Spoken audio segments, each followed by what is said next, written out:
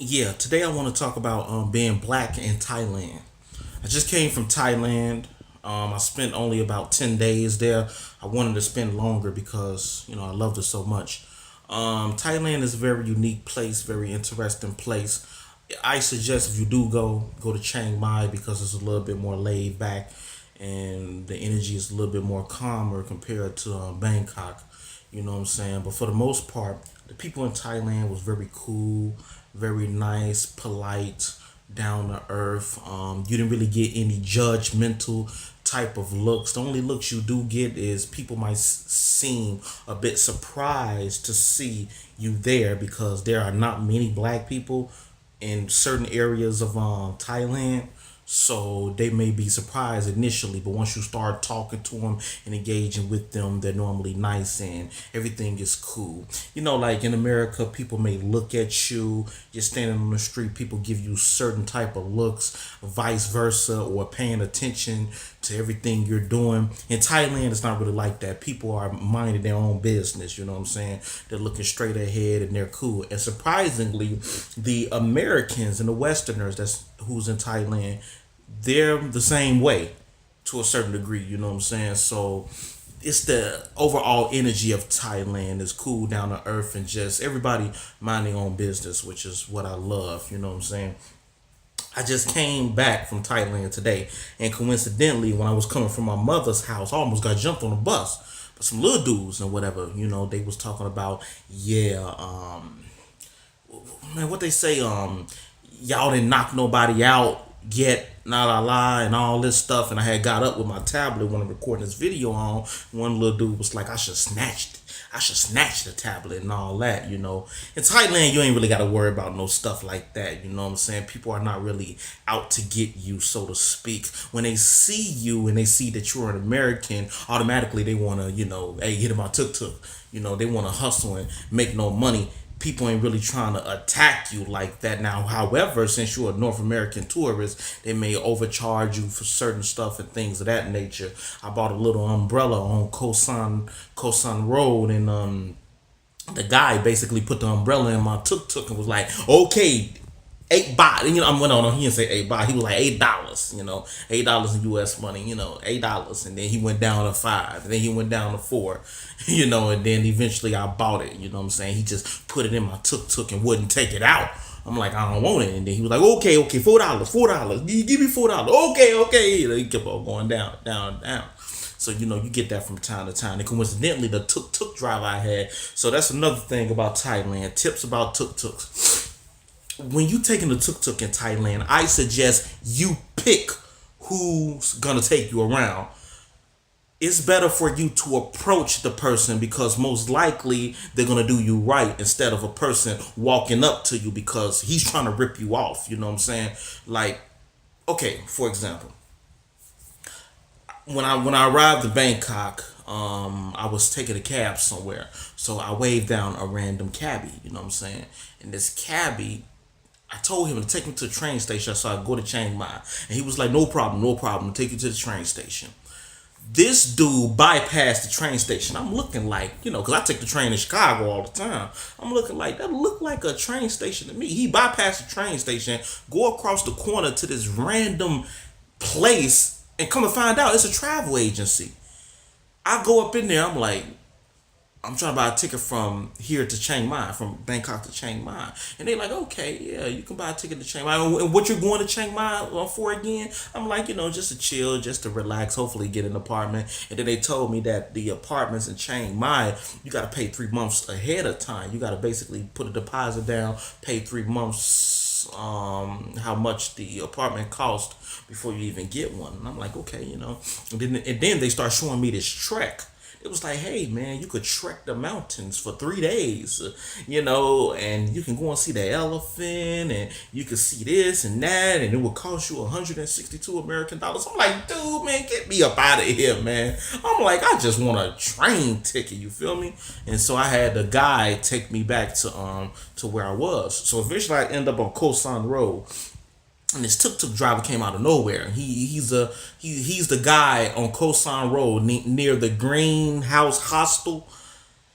And the dude was like, "Hey man, you paid me 60 baht.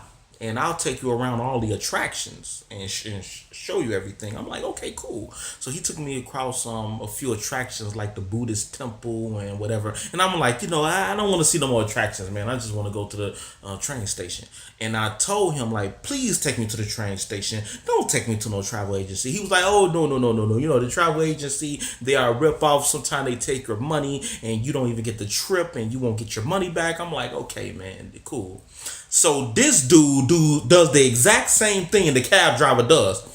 But with him, he got on the phone with somebody and he was speaking in Thai, la la la la la la, Chiang Mai. I'm like, ooh, why are you telling the person over the phone that I'm going to Chiang Mai? What is this? At first, I thought he was gonna kidnap me. I'm like, why are you telling me for Chiang Mai? And he proceeded to tell me like, okay, the government people is gonna issue the ticket, just like the cab driver did earlier. And I'm like, okay, it's kind of weird for a tuk tuk driver to have the number to a government official telling them I'm going to Chiang Mai. Like, what is that about? I'm like, you sure you take me to a government place where I can buy a ticket?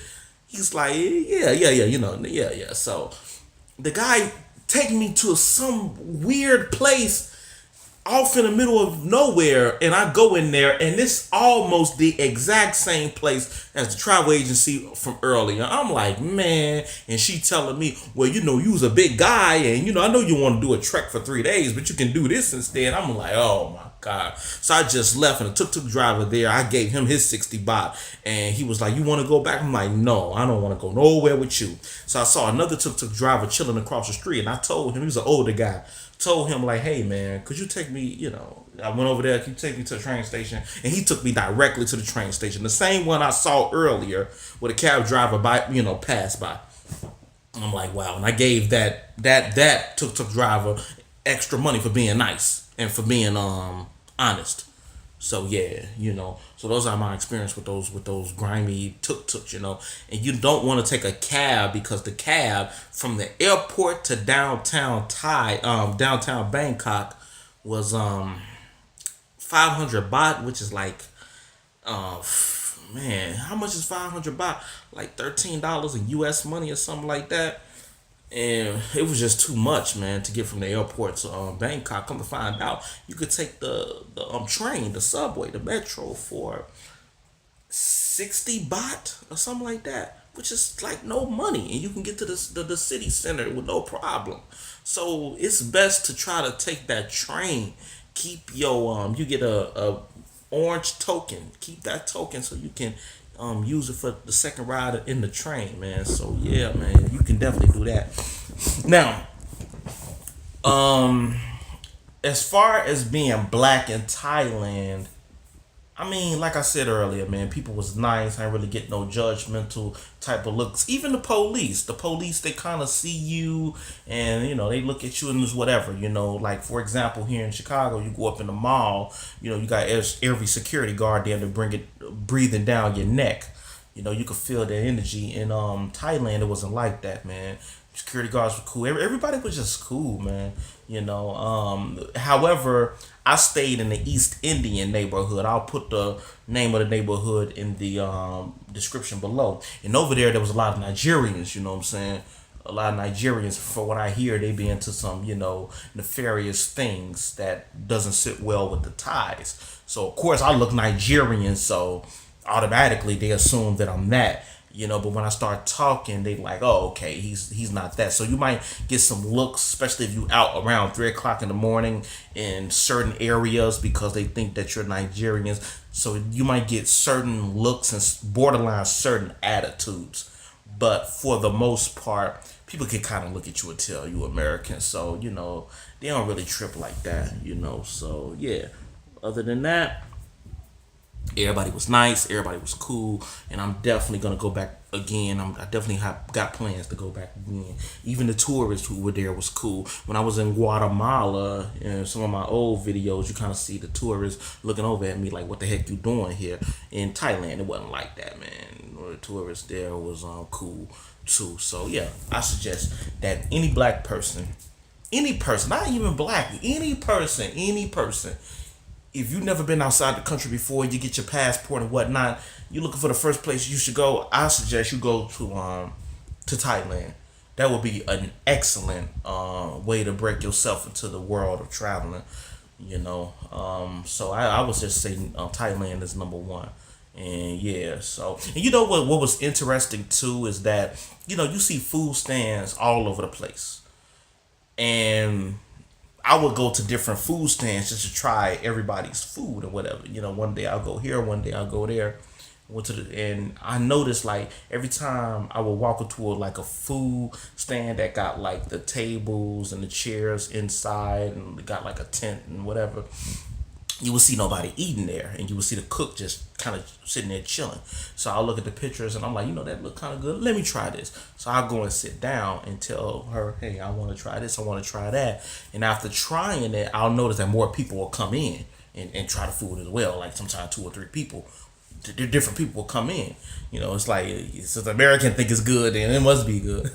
But yeah, that's one thing I did notice. Now in other countries you don't really see that, but in Thailand you do. So it's a very unique place, very beautiful place. I would say Bangkok wasn't my cup of tea. You know what I'm saying? Just the way it is and whatnot. But for the most part, it's better than Chicago. That's for sure. That's for sure. So that's my take on being black in Thailand, and I hope you got some valuable information from it. Peace, peace, peace.